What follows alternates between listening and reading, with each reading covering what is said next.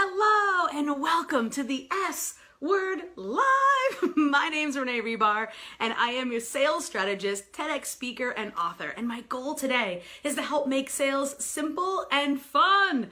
I have helped thousands of people sell millions of dollars in products and services.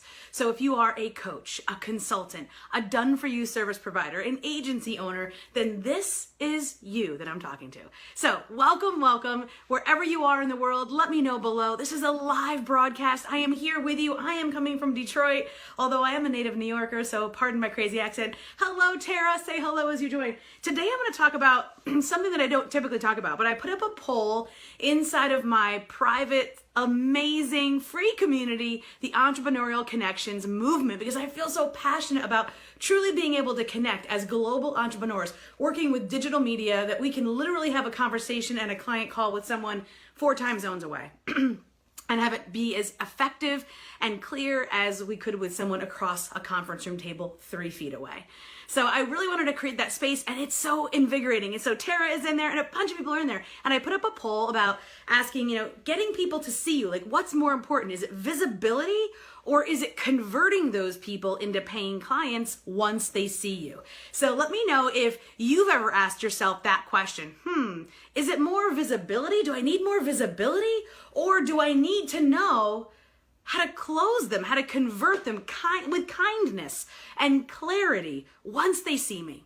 So it's a great question, right? So let me know if you've ever asked yourself that question. I asked this to the group because I was trying to decide which one to talk about. But what I found was that it was literally split down the middle. What? So then I thought about it even more, and I realized it's not that big of a difference. So many of us, when we first start out, are just not visible. We're the best kept secret on planet Internet. Let me know if you know someone, or maybe you are the best kept secret on planet Internet. If you are, let me know below. Say best kept secret. Maybe I'll send you something for free. I've got a lot of great fun stuff.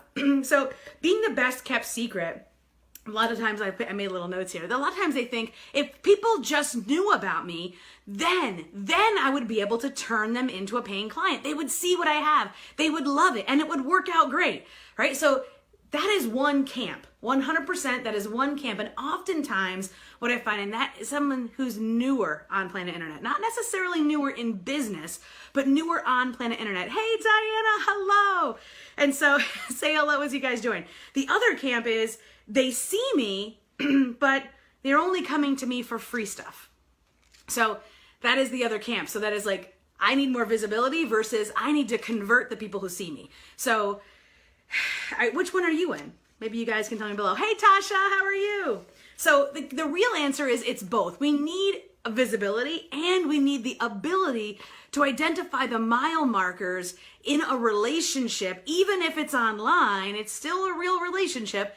Allow them, identify the mile markers of when to invite with kindness and clarity. So, what I find most oftentimes with and I'm like, my little notepad, I've been traveling, so my regular notepad is gone. I don't know where, it's somewhere, it's laughing, it's hiding from me. So if you guys can find it, let me know, okay? Is it in my suitcase upstairs? I can't remember. Okay, so what I find most often is that people that are brand new are just literally not visible enough. And then once they get some visibility, they start booking calls, and then they realize, oh my God, I'm on the phone all damn day, and I don't want to be on the phone this much. So there's really 2 things that are happening. So when I work with people, and this is the advice I'm going to give to you, have one piece of solid content that you put out once a week. Even if it's not, if you still take vacations, right? So if it's like 48 weeks a year, you consistently have a weekly thing that you do. In my programs, I call that anchor content, because it anchors your week. It anchors your business, right? So for me, the S-Word Live is my anchor content. It is the piece of content that I do every single week. I do it live. I love live. And I come live, and then they share across all my channels. And it becomes the root and the foundation of all the other pieces of content, the emails that I send, the connections that I make, all the other pieces, the memes, the posts, the social channels. It becomes the cornerstone of that week. Fair enough? So have one piece of anchor content. I have clients that podcasting is their anchor content, and other clients where blogs are their anchor content. whatever your anchor content is, do that one piece, because if you're a coach, a consultant, a service provider, or an agency owner, you're spending time hopefully working for and doing the work in your business, working for your clients. We don't have 100 hours a week. We don't even have 100 hours a week total. We don't have 100% of the hours we dedicate to our business to spend on sales activities. But we know we have to spend some time on those sales generating activities. So having that one piece of content that can be duplicated and repurposed across all channels, that is my advice to you. Secondly, once you have those people coming through, how do you turn those freebie hunters, if you will, time wasters, tire kickers, into real paying clients? Well, that comes down to a few things. Number one, when someone is if you're in the position, so tell me here, first of all, are you okay with doing one piece of core content each week? And if you are, what would that be? Would it be a podcast, a live stream, a blog? What would yours be? Tell me that in the comments below.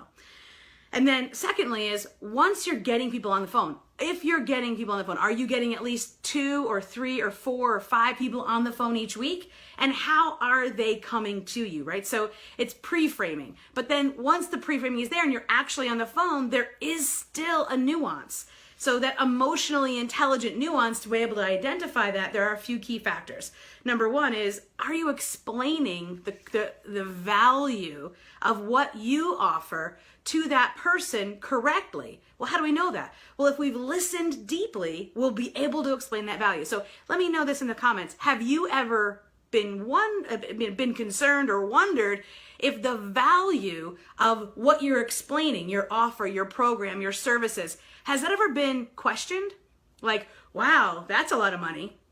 Has anyone ever said that to you? That would be an identifier, a mile marker, that maybe there's a better way to explain the value of what you do. So again, definitely opportunities there. Secondly, setting clear mile markers for the conversations. So are you able, during these conversations, to set a specific time frame? I've had clients come to me and say, Renee, I'm getting on 5 calls a week. I'm being visible. I'm getting on 5 calls, but still I'm not converting. And so we talk about mile markers and parameters so that they don't become information booth. This is so oftentimes the bane of the coach, the consultant, the guide, because we want to give, we want to share, but when is that determining factor of I'm sharing enough to give them a Band-Aid on a jugular wound and I'm really not helping them? I'm only giving them one small piece of the answer, and really the full answer, which would be hiring you, is really where the full solution is in the problem that they're having. So getting visible versus converting people into paying clients. There are these mile markers. There are these questions. So if you're getting people on the phone because you're being visible and you're connecting with them in a genuine way, you're listening, and they say, wow, that seems expensive, then the question you should be asking yourself is, how am I explaining the value of my service, my product? The other key is creating this rhythm of invitation and giving value, invitation and giving value. And so when we're converting people, and this comes into follow-up, when we're converting people, people aren't always ready to buy what you have. Even if they have the problem right now, they're not always ready to buy what you have today. How many of us can relate to that? We've seen someone's ad, or we've seen someone online, or we have a toothache and we pass the dentist office 4, 5, 10 times before we're like, all right, I got to call, I'm going to drive in, make an appointment, right? Tell me in the comments, has that ever happened to you? You've had a problem for a little bit longer than you would have liked, even though you knew the solution was out there, you knew the person who could solve it, but you just didn't pull the trigger. Who here? Right? So now you're talking to a global market. They're not going to be driving past your dentist office. They're going to be seeing you online. So that's where the visibility comes in. Great. Then you get them on the phone. Excellent. Or you connect with them some other way. You have this continuation of communication. And so whether that's email, whether that's messenger, whether that's in your group, whether that's wherever that may be, there's 1,000 ways to slice that.